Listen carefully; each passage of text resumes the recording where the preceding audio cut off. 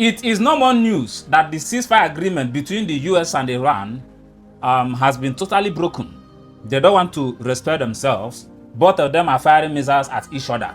Yesterday night, US strikes 140 military targets deep inside Iran.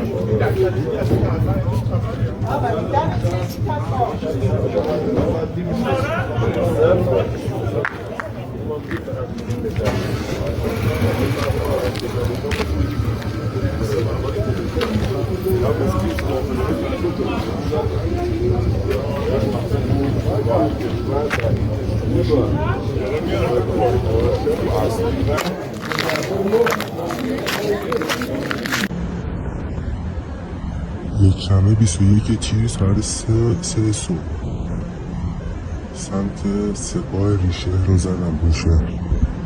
اینجا این قسمت نیروباز و این قسمت سپاه ریشه. اینجا رو زدم و آتش سوزیش پیداست.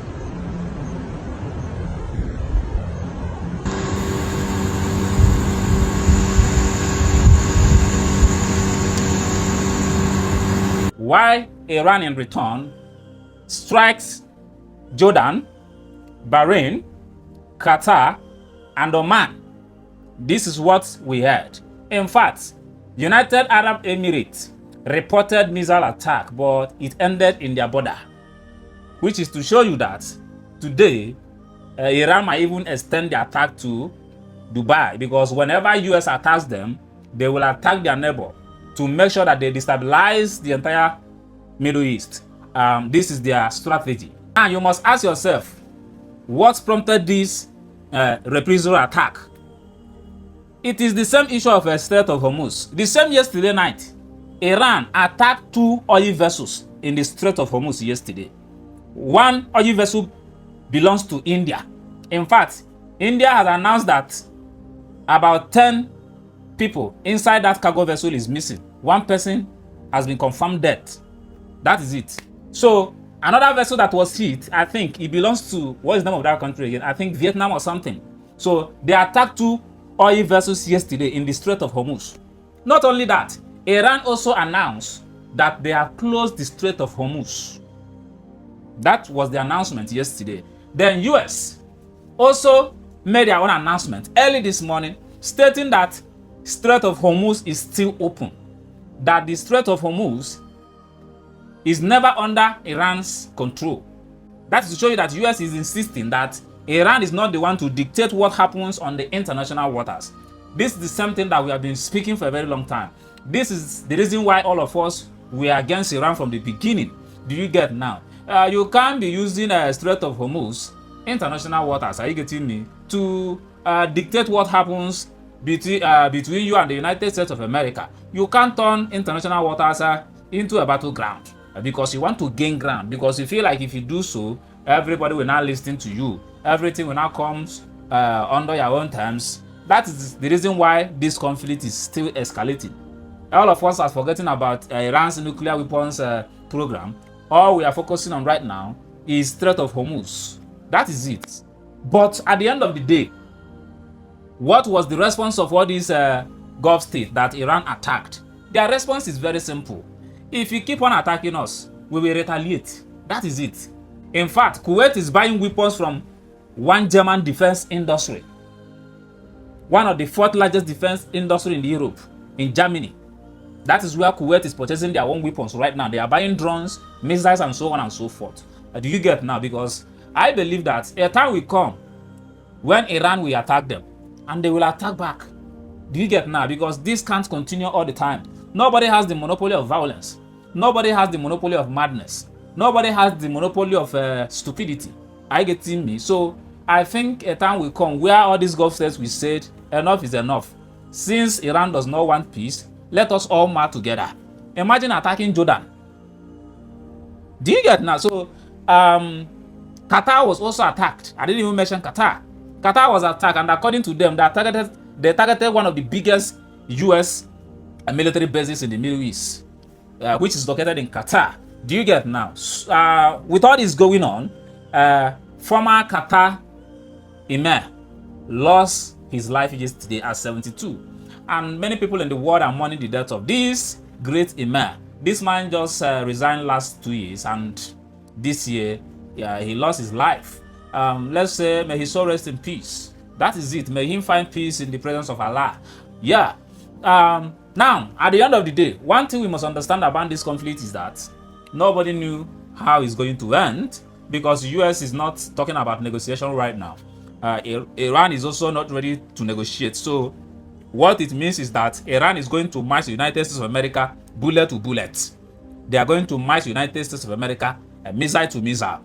But the most significant part of this issue going on is Iran's missiles. Because all this while, what we are hearing is that Iran sent drone. They are attacking with drones. Yes, they have one of the largest drones industry. Let me say, in the world. Yeah. Iran has it. But in terms of missile capability, I haven't seen them sending missile all this while. What I'm hearing is that they sent drone. What happened to their missile? Has it finished? That is another thing. So the truth is, it will get to a point where civilian casualties will begin to mount. That is the reason why we shouldn't pray for this escalation to continue. Yeah. And if you look at what happened yesterday, remember there was a negotiation between Oman and Iran. When Qatar wanted to come for the negotiation, they said that Qatar should not be part of any discussion. So they pushed Qatar out of their negotiation. So I don't know what Iran is feeling like. Maybe they are trying to tell us that they are the king of the Middle East. But time will tell. The only thing that I'm sure is that these attacks going on within this Gulf state is not going to be sustained. A time will come, they will retaliate. That is it. And like I've always said, we are not an advocate for war. We are not advocate for violence. It is not the right thing to do, because if war keeps going on, people keep dying. Do you get now? So that is not what we are praying for. But at this point, I believe that this negotiation to take place, this current continued attack going on, is caused by Iran.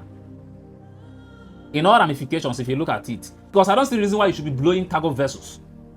It is not a military, you can't call it a military target. It is not US warship. In fact, US warships was in that Strait of Hormuz for complete 2 months. And they couldn't blow up one.